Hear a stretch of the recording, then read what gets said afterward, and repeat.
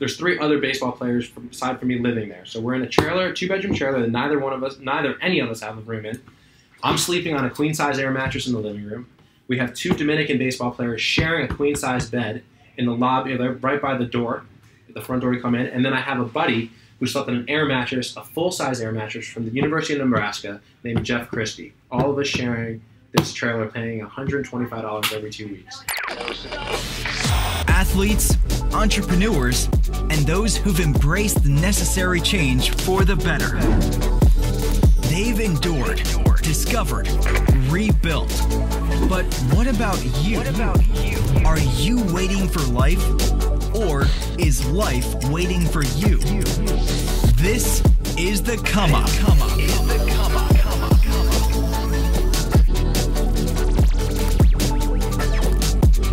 What's up, guys? Welcome to the Come Up. Today I got a really personal good friend here. We've known each other for what, like 5-6 years now? Wow, man. It's been a long time. It's been a while. And it's an honor to have Danny Valencia here. So many cool things about Danny Valencia here because, one, he's the local boy done good, right, Mr. Boca? We like to think, you know. So many things. You went to the same schools as my wife did. Yeah. I mean, so I didn't even know. I knew of Danny Valencia. I didn't know you were from here. I got to meet you personally a couple years ago. And I just want to know the story of, like the whole, let's start off, you're Venezuelan as well, right? Cuban. My bad. That's yes. So Cuban. Cuban American. Yes. Very popular here in South Florida, right? Very. As I am Nicaraguan American, it's basically 1 and 2 there. Right. And so baseball, right? Let's talk about the passion for the game and how you came up. Like, where did it start? How did it happen? It started early. We all have those parents that put us in a sport when we're young. For me, it was baseball. I mean, it wasn't just baseball. I played a little bit of basketball. I played a little bit of flag football. But as time went on, my parents, my mom mostly, she was really the father figure when it came to my sports that people probably don't even know about. But she wanted me to play baseball and concentrate on that. And it started there. It started with T-ball and it evolved from T-ball to coach pitch with my dad as my coach.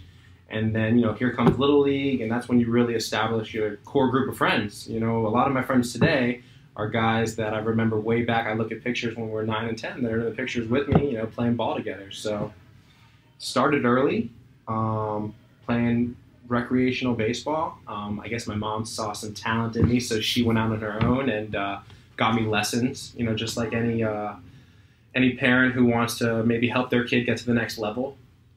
So my mom was very involved and just persistent and embedded work ethic in me. My dad the same way. Saw him get up every single day, get dressed, go to work. And I guess that kind of translated to the way I approached at least my sport growing up. Okay, so at what age did you know that you wanted to play to the next level, or how did you approach that? Like we were talking earlier about it, so just run me through that a little bit. So each time I was in a place, so middle school baseball, for instance, when I got to middle school, I wanted to be on the middle school baseball team just like any other kid who wanted to play baseball. And the goal at the time was, play well there, make the team, and then as, you're going through 6th, 7th, and 8th grade, the goal for me switched. Now my goal, I saw how I compared to the talent. I wanted to play varsity as a freshman at Spanish River. That became my next goal. My goal from middle school wasn't I want to be in the big leagues. There's levels to it. My goal in middle school was I want to play varsity baseball as a freshman because I knew it was tough to do and not many people get to do it. That was my goal. And ultimately, it happened, but it was always, a process-oriented approach. It was always level by level, high school after high school, college once you have the opportunity. Some people don't even get it to go play pro ball. That's when really the uphill battle really starts. All right, you totally cut the hardest part out. So let's talk about the hard part, man. So let's talk about high school baseball, right? Okay. So you're here, Boca Raton, playing for Spanish River. Yeah. I met your wife. I knew your wife in high school. She was a year or 2 below me. Yeah, no. And she's like, dude, Danny was a stud, right? You were the guy. You were the guy, right? So you were the guy in as a freshman or sophomore already. I was a guy as a sophomore. As a freshman, I was on the team, but you're still trying to find your way with the senior players. Sophomore year came, I was the guy on the team. You were the guy. So talk to me about being the guy and then trying to like maybe mentor or like who did you look up to? What did you listen to? I mean, that's where a lot of people just fall off, right? High school baseball, you make it, you don't, you're not the guy, you know if you're going to play at the next level, right? So This is what I think people want to know about Danny. Obviously, we all know in high school there's a lot of distractions. You know, you get into high school, you start seeing girls, you start seeing parties, you start seeing kids getting their own cars. So there's a lot of ways you can go.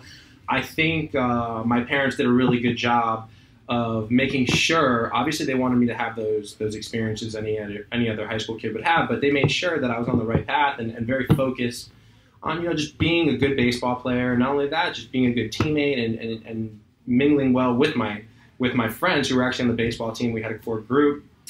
It was weird when you're young, when you're a sophomore and you're dubbed the guy on the team.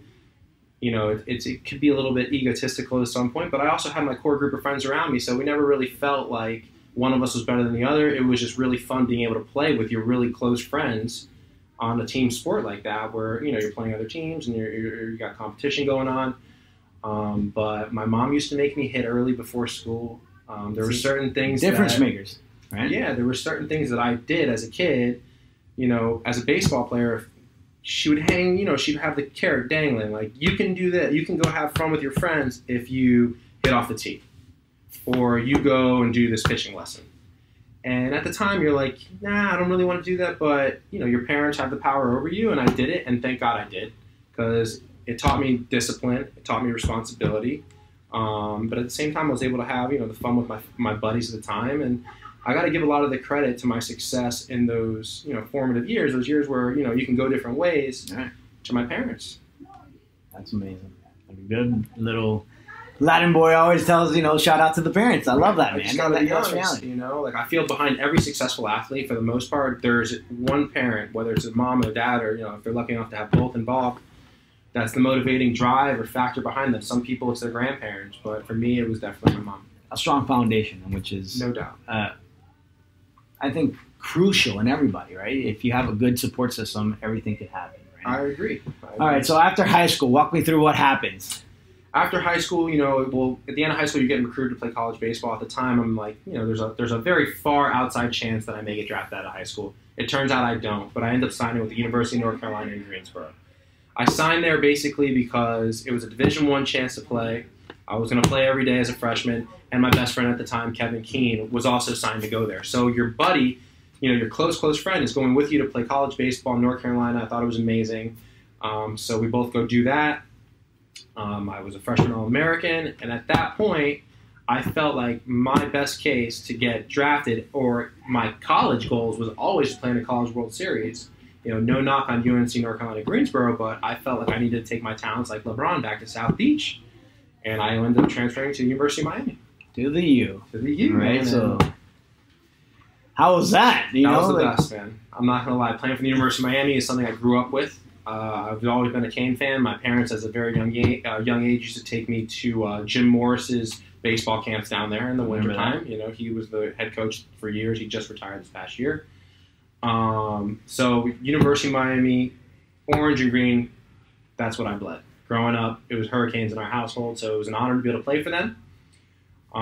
Sophomore year, I go in there, and we have guys like Ryan Braun, who you guys all know, NL MVP, perennial All-Star, 8-9 big leaguers on that team. I go in there, I'm playing first base as a sophomore on the team, batting 4th and 5th, and it's just been an amazing experience. Got to play in a College World Series.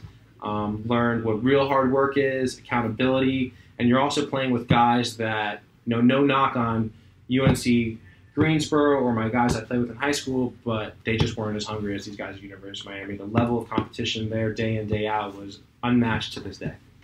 That's insane. So, you get to the College World Series. You're doing all these things at UM. Your dream university, really. If you grow up here in South Florida, there's only 3 schools people want to go to. Let's be honest, right? But I'm going to be honest, I grew up in Miami, and it was all about the U, right? So walk me through the process of signing, right? So, So junior year comes, I get drafted, and we're in the tournament still. Right. The draft happens, you're still actually playing college-sanctioned games. At this point, we're at Super Regionals. I just got drafted by the Minnesota Twins in the 19th round. I'd be lying if I say there wasn't some disappointment. You know, everybody wants to get drafted higher. Usually when you get drafted higher, you get more money to sign. So there's some disappointment there. But we're also playing in Super Regionals. The winner of the game against us and Ole Miss goes to the College World Series. And there I really felt like I had my college moment. Game 3 in Ole Miss. I end up going 4 for 4 with 2 home runs, a grand slam, 7 RBIs, and we win this game. And we go to the College World Series. At the time, we're still, still playing. We're still kind of talking within family, like, is it the right thing to do? Is to leave this experience and go play pro ball? It turns out that I thought the answer was no. The College World Series ends. The scout comes to sign me, and he tells me, no, we're going to offer you. I think at the time he offered me $25,000 to forego my senior year and sign and go play pro ball. And for me, at that point, it was a no-brainer. I just had such a great experience. I said, no, I'm going to go back for my senior year. I'm going to finish. This has been important to me. I'm going to be a big man on campus, captain of the baseball team there, and a team that's going to be ranked 1 or 2, next year. With a big shot. With a big shot of winning it. We just got our taste. We came in 4th. We can win it next year. I say no. I end up going immediately out to, I don't know if you've heard of, is the Cape Cod Baseball League. Mm-hmm. It's a very popular summer league for guys who are, playing college baseball. I go out there, and I think in the first week, I hit 4 home runs in 4 straight games, and every single time I hit a home run, the guy, I'm like, hey, we'll sign you, we'll give you an extra 50 grand, extra 75 grand. I think it got up to 115 grand. I get a phone call from not my agent, not my college coach, not my girlfriend at the time. I get a phone call from my mom saying, you know what, Danny, I think that, this is the time for you to make the move. And I kind of listened to it. I ended up signing. Okay. I left Cape Cod after 1 week. Signed, reported to Elizabethton, Tennessee, which is short season rookie ball for the Minnesota Twins. I'm living in a 2-bedroom trailer. The master bedroom's occupied by the host mom. Her name was Mary. The other bedroom's occupied by her daughter, who works, I think, with her at Red Lobster. There's 4 other baseball players. There's 3 other baseball players aside from me living there. So we're in a trailer, a 2-bedroom trailer that neither any of us have a room in. I'm sleeping on a queen-size air mattress in the living room.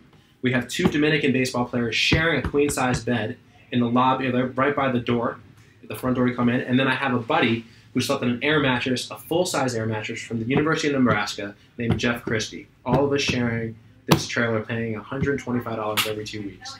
And that's really where it started. You go from being on top of the world, police escorts at the University of Miami, to rock bottom. I think my first check after 2 weeks playing there was for like $400. And I mean, you play every single day, and it's like, it's a grind, man. It's a grind. So talk to me about the grind and the come up to that, because how long did it take? Well, I mean, was there any point in time where you're like, this isn't for me anymore? The juice isn't worth the squeeze. And I think that's what a lot of people, maybe after 2 years in the minors, go through. The probabilities I know are super slim, right? It's minuscule. I think when I first got there, it was interesting because I was drafted as a third baseman, and I think either the 2nd or 3rd round pick of that draft that year by the Twins was also a third baseman. He reported to E-Town with me. So at the beginning, the clubhouse manager says, you're probably not going to play third base. We have the third baseman that we just signed, that he's supposed to be the guy, and they really like him. And, just like anybody they give money to, you expect them to be probably financially attached to them. And I'd be lying if I didn't see him the very first day, saw him hit BP, saw him take ground ball, saw him throw. And I said to one of the other players there, I said, I'm better than that guy right now. And they probably looked at me like they couldn't believe it because I wasn't playing in that particular game, but I genuinely believed it. And I saw that guy play, and when I saw that guy play and what they thought was really the player that they were looking for, I knew that I had just as good a shot as anybody there. So that was the moment. I knew it right away. I just knew that if that's what they think's good, they hadn't even seen. I haven't even showed them. They haven't seen anything. No, yet. you could curse here, man. It's all good. They ain't seen shit yet. And that's the mentality, right? So now they're like, they haven't seen shit. They haven't. So what happens is I start playing first base. He starts to struggle, and I'm hitting well. And I tell the coach, I'm like, look, man, I'm a really good third baseman. He's like, I'll give you a shot over there. They put me over at third. I make the all-star team for that league at third base, and really jumped him from that level as I moved up and up and up and became a prospect in their organization. And I was an all-star every single level in the minor leagues until I got called up to the big leagues. And 3 years later, I made my debut. This was 2006. I got drafted. 3 years later, in 2010. I debuted in June for the Minnesota Twins, and the rest really is history, man. It was a real underdog story because when you're a 19th round draft pick, you don't have the same leash that guys who are drafted in the first round who get millions of dollars. They can mess up. They can, they can shit the bed a little bit. When they have no money in you, or you mess up one time, you're out. And I've seen a lot of good players who struggled a little bit, never get the chance because teams gave up on them really too early. All right, so let's talk about, and you downplayed it right now, which is huge, man. So every kid's dream in South Florida, making it to the show. Talk to me about that call and stepping onto the diamond for the first time.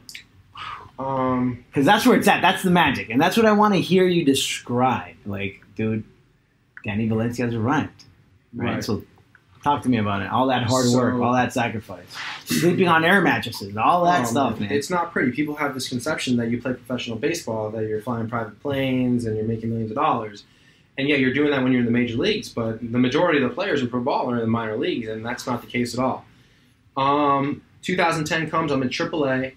I get off to kind of a sluggish start by what I was accustomed to. I was hitting 290, 295. I didn't have any home runs. I had a bunch of doubles.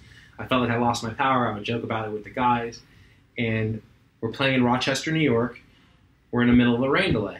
I can't really remember how I was doing in that particular game, but I remember during the rain delay, we're in the clubhouse hanging out, and the coach calls me in. He says, "Hey, man, I have some news for you." He's like, Minnesota Twins, Michael Kadire, he's going on bereavement list. His wife's father died, and he's going on bereavement list, and they're going to call you up. I was like, really? And I couldn't believe it at first. I thought he was lying. I was like, cut the shit, man. You're full of shit. I'm like, be honest with me. He's like, no, man, congratulations. You're going to the major leagues. And that's how he told me, all stoic. He didn't even seem excited. So to me, like, I didn't know if he was messing with me. He gave me a hug, and the thing he told me was, pack light. You're not going to be there long. And I didn't like that. But, I wore it. I was happy. I was excited. You're getting called to the big leagues. First time ever. First person I called was my mom. Said, hey, Mom, it was late. We're in the middle of the delay. It must have been 11 o'clock at night. So I got called up to the major leagues, and she couldn't believe it. She was super happy. You could just see her. She was probably getting teary-eyed. My dad on the phone. They were all happy. Hear from your family. I told them what they said. I go pack my stuff. I'm living with the host family. I didn't take all of it. I left my car. They said, pack light. You only be there for a few days. I'm on the plane the next morning at 7 a.m. to Seattle, Washington. I get there, I think 1 o'clock. We have a 4 o'clock game, I think, against the Mariners. I'm in the starting lineup. Felix Hernandez, the king, is the starting pitcher. Welcome to the show. It wasn't that we're going to get your feet wet. We're going to get them soaked right away. All right. So, getting dressed in the locker room. Getting dressed in the locker room. My number, because at this point I've been put on the 40-man roster the past offseason. They after a few years in the minor leagues, they have to protect their players and put them on major league rosters so other teams can't take them away. I get put on the roster. I get designated the number 19. I get to Seattle, and to pull a prank on me because they felt like maybe I had a little bit of an ego coming through the minor leagues, which I probably did. Not probably, I did have that. Okay. I believed in myself. That's it. They put number 79 in my locker. Like, you're going to wear a high number up here. You haven't achieved that level to be wearing a number that low. And at first, I just put it on. I wore it. I was like, screw it. I don't care. I'm in the big leagues, man. And right before the game started, they gave me my number 19 back. I wore that. I got a picture with my buddy who I came up with, who had already been up there. Mm-hmm. Right before the game started, my first day in the show, my first at bat in the show, I was shaking up there. It was, you're facing a perennial all-star, one of the greatest to ever do it. My first at bat, I get an infield single off the third base bag. First at bat, first hit in the show. And it was unbelievable, man. It was a surreal feeling. It feels like it was yesterday. And you look back, it's almost 10 years now. Man, I get goosebumps just thinking about just stepping on a professional baseball field. It was nuts, man. So you get on base, and what happens? You get on base, and the guy, trying to throw me out. I beat out the throw. They call time. The first base coach, Jerry White, at the time says, hey, it's his first hit. Let's keep the ball. Gives him the ball. He throws it to me. I look at it, hand it back to him. They throw it to the dugout. It gets authenticated. Right. And it's the same game you're playing. After that happens, you're in the game. I end up going, I think, 1 for 3 in the game. We get on a plane. We go to Oakland. And, 4 months later, I finished third in Rookie of the Year. We end up making playoffs, even though we lost to the Yankees in win the division series in the first round. My rookie year, it was amazing. It was probably one of the best years of my career. Looking back and how much fun I had, it was pretty surreal. I had family around with me. I had friends coming to see me play. It was amazing, honestly.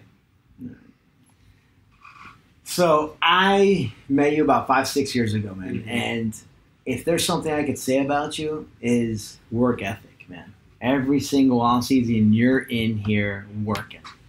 You know, and some people don't. Some people take off. Right. So talk to me about that. What keeps you working? What kept you always grinding, man? And hence why your success in the major leagues, man. I think that guys take having those jobs in the major leagues for granted.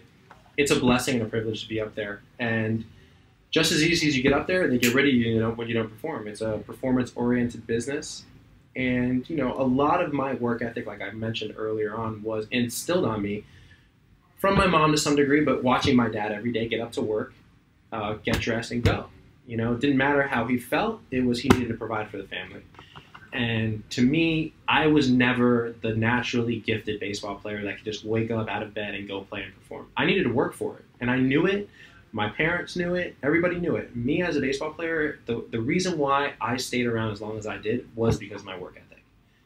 I was always prepared. I always needed to feel a sense of preparedness because I could justify not getting the results that I wanted by being prepared. Because the game is hard. At the end of the day, the game's hard. But if I felt like I put in the necessary work, I'm prepared to go out there and play, I can live with the results, good or bad, because I knew I gave it everything I could. And that's something that I've kept with me since the college days at UM, because they had such crazy schedules there. You miss practice, you're off the team. You miss practice, they'd take away they would take away your scholarship. They would dangle that over your head.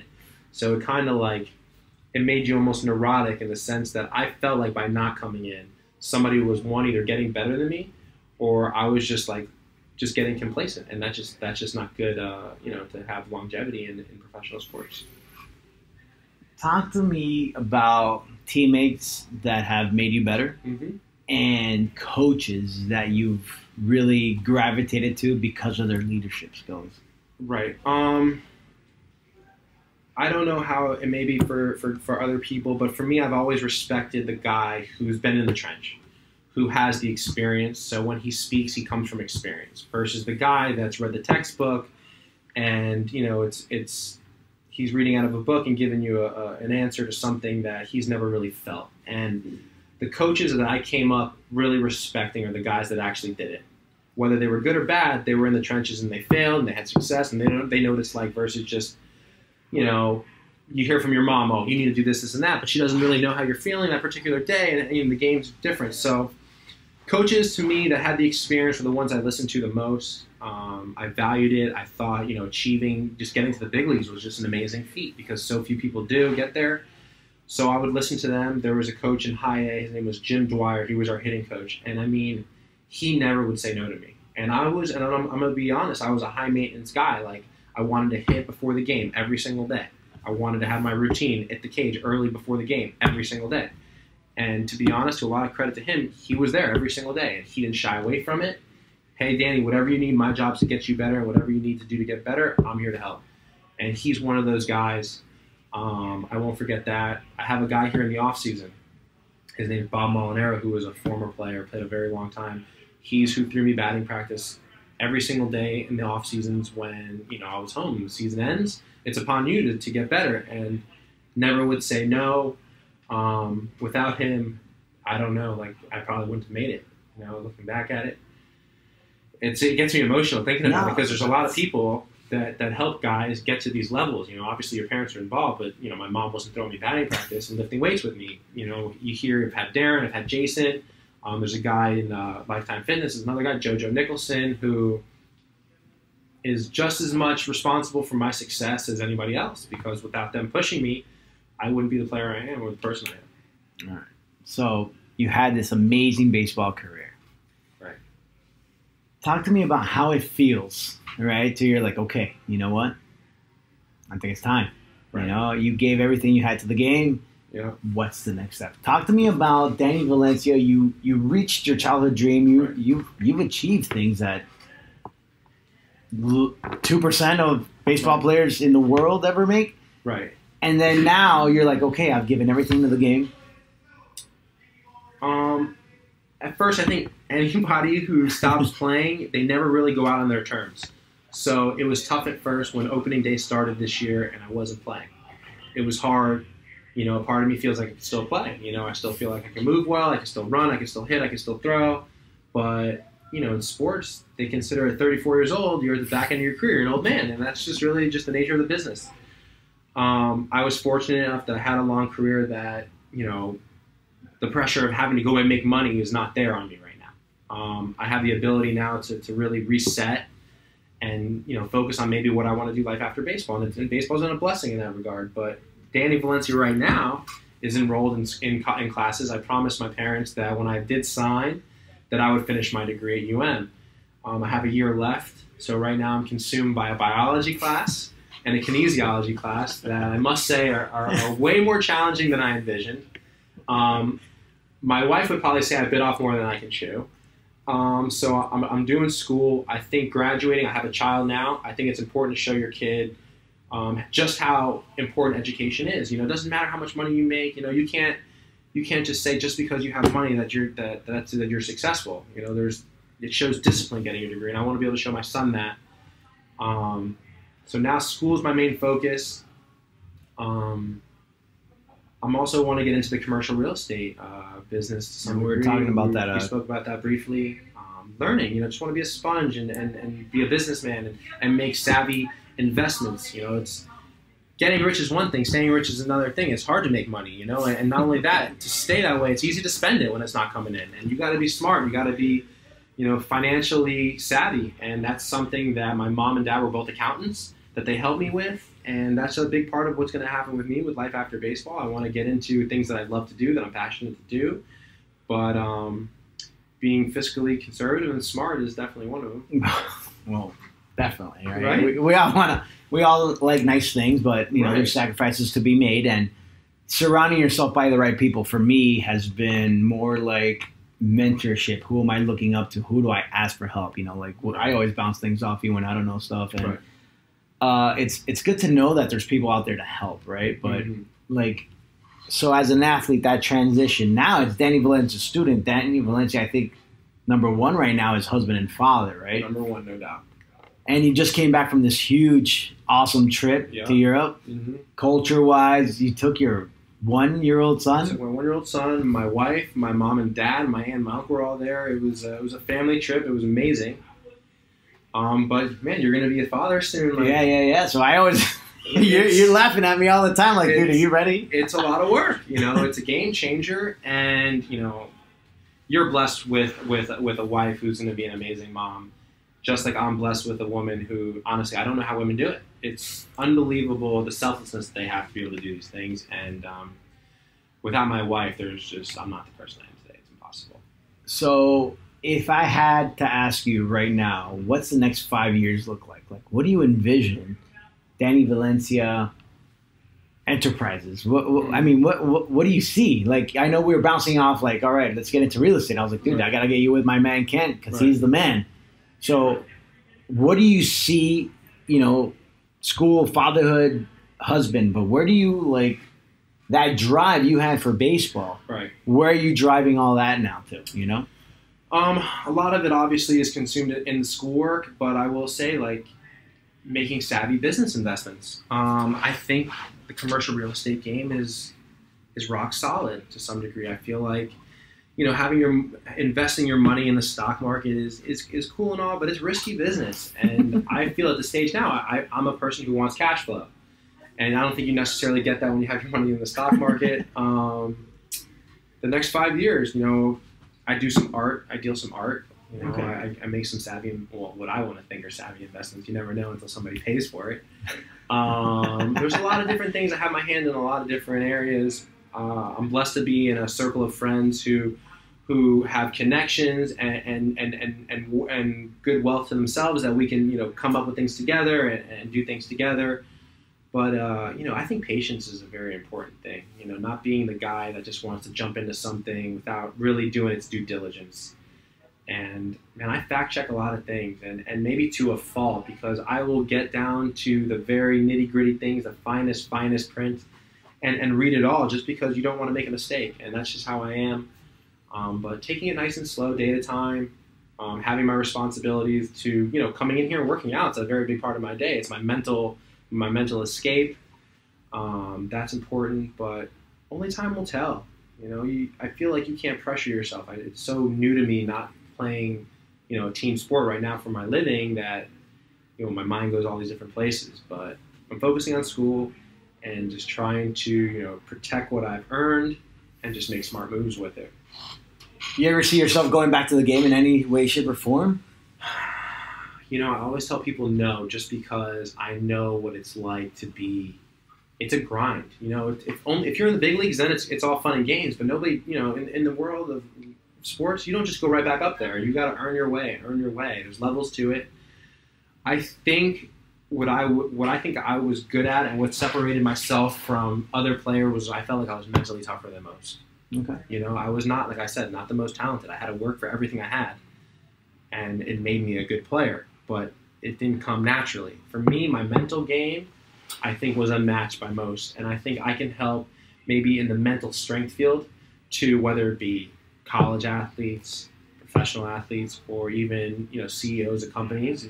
They need that mental game to stay at the top of their game, and I think that's something that I could be really good at, and I think there's value in that too, for other people. Yeah, absolutely. So let's talk about some advice. Advice you would give the young guy in pop, little baseball player just grinding it out. What do you say build the dream first, or just go step at a time? Focus, because the game has changed so much in the last 20 years, man. Now it's analytic. Yes. It's now utility players. Right. It's like in my day, it was just like you're a second baseman, and that's all you will ever do. Right? Versatility is huge now. That's it. If you can't play minimum of two positions, don't even play. Right? Yeah. So what's the advice on? Because I think the evolution of baseball is getting more and more complicated. Right? Wow. I feel like I would tell young players to think big picture. Don't get so consumed with the results in that given day. You constantly want to get better at what you're doing. Whether you're 0 for 4 in baseball or you're 3 for 4, you can take positives and negatives away from everything. I still think, work ethic and working on being a good teammate, being somebody who's reliable and accountable is important. Those things later on, they get instilled on you early, but later on they pay the dividends, because now you're coming from a place being maybe a little bit more mature. It's so tough, because it's easy to give the advice, but it's hard to everything in hindsight. You connect the dots, right? If you look back, you can always connect it. My thing would be, what would Danny Valencia today tell Danny Valencia 8 years ago about the game, or maybe the personal? Let's get real. Let's get vulnerable here. Let's talk about everything. In hindsight is always 20/20, right? So there's what advice would you have given a young Danny? I think I would have told him not to live day to day. I was living at the time. I was living and dying by the results of that game that day. So one day you have a great game, you're high, you're happy, you're feeling like you're on top of the world. The next day you have a bad game and you're in the dumpster. You're on a roller coaster. It's the people that, the highs and lows, they don't affect you. Stay even keeled the whole time. Calm and collected. That's really important. It's easy to want to, go party after you have a 3 for 4 game and hit a couple home runs. But man, in baseball, you don't have the luxury of having a full week off to really, bask in that glory. 3 for 4 one day, next day in the morning, you're playing a 1 o'clock day game, you go for 4 with 3 strikeouts. Nobody's remembering the 3 for 4 day that you had the day before. So I would say, try to stay as even keel as you can, not ride that emotional roller coaster of what a season can be like, especially in baseball, because there are so many games. I would say continue to work and be a good teammate, be accountable, show up on time, be helpful, give your insight. There's been a lot of times where I've played on some teams where, let's just say the pitcher, we're facing a team and the pitcher's tipping his pitches. And maybe 1 or 2 players knows this, but he doesn't share with the rest of his teammates to make our team have a better chance. And I get it and understand why they may not want to do that. because, baseball players are constantly going on different teams and they don't want to tell the guys, hey, that you're doing this. They know that. But, man, there's some times where I felt like that could have been beneficial to winning more games earlier in my career. Right on. Well, dude, I want to thank you for coming on to the Come Look, man. It's always good to have a good conversation with you all the time, man. And, I see you on that curve. You're still hitting, what, 19? I'm hitting, honestly, today was disappointing. I was 19.4. I came in here thinking for sure a 20 today, and it's just – I think the weekend got into me. So, it's funny. So for you guys listening in, the curve is where we measure speed, top speed, and Danny's big thing in how he measures his success is does he hit that 20 mark? Right. So you didn't hit it today. No, I think I'm on the decline. It's a sad day today, leaving here with my head low. I didn't hit the mile per hour I'd like to. I think Darren's and they were probably disappointed with me as well, but came in here and got a good sweat anyway. Nah, man, that's what it's all about. You feel good. You're part of family here at FTX. I know that for sure. Everybody loves you. And all the kids love seeing big old Danny V. It's nice, man. It's nostalgic coming in here and seeing the guy who's now in high school trying to play college ball. And you can kind of tell them, like, some of your insight and your experiences. And it's, like you were saying, it's changed so much. When I was growing up, I didn't have a facility like this. We didn't have video games the way they are today. I was out in front of my house with my friends playing stickball. That's what we did. We rode scooters around to baseball parks to go hit in the cages and play stickball. I'd come back dirty, and that's what we did. It's not like Fortnite. You see all this Fortnite stuff. I don't play video games, and you see these kids taking all these facilities for granted. Like, it makes me think, could I have been better with the work ethic I had, having the facilities and the resources? Science now, it's sports science. We hit balls against the fence and hit got ground balls. Supplements now and all these new things that we didn't have. It's really. It's crazy, and I feel like guys now need to take advantage of this new technology and this new research that comes out, and try to become the best people, and becoming the best person they could be is most important. That's it. And then secondly, being the best athlete they can be in here. I think it's all important, man. I think I'm really excited. Fatherhood is coming up around the corner, man, and I can't wait to get my kid a glove. And just like, right. Dude, just hang out, but embrace it. I'm not a big video game guy because Sure you have it. I think my last game console was the original Nintendo. Right. It was an oldie but a goodie. Yeah. I mean, I had Mike Tyson's Punch-Out. Right. Duck Hunt? Yeah, that was a good one. Just had a... I remember looking, I had that gun on the screen. Right? You know what I'm talking about. I mean, the gun was on the screen. No, it was hilarious, man. And, you had, like, Contra and all those things. Yeah. But after that, like, I was outside playing till the lights went out. Right? I missed that. Right? And now it's like you can't, I have nephews that just all they do is play games. And that's cool.